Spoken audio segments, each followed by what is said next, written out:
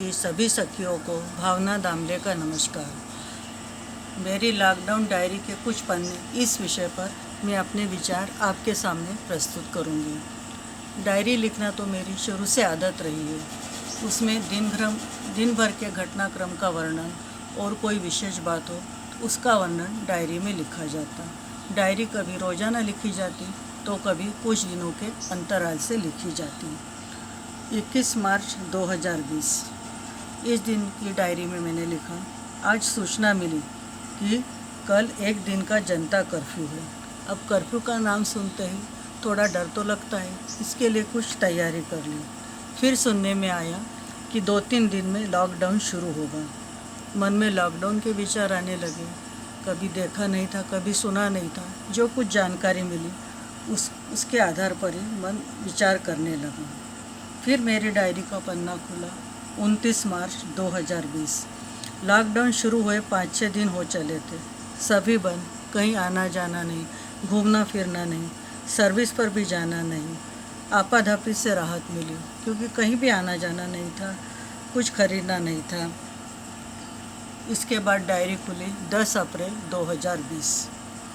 मन में शांति है और ये शांति कैसी, एक बेचैनी भरी शांति। कुछ नया लिखने की कोशिश भी की थी, पर इस माहौल में कभी सफलता मिलती तो कभी नहीं मिलती। परिस्थितियाँ एकदम विपरीत हो जाएंगी, यह कभी सोचा ही न था। रोज़ भगवान से प्रार्थना करती, भगवान इस संकट को जल्दी से दूर कर दे, सभी को इन परेशानियों से मुक्ति दे।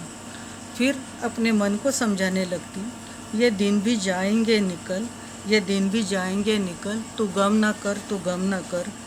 मिलेगा परेशानियों का हल, मिलेगा परेशानियों का हल।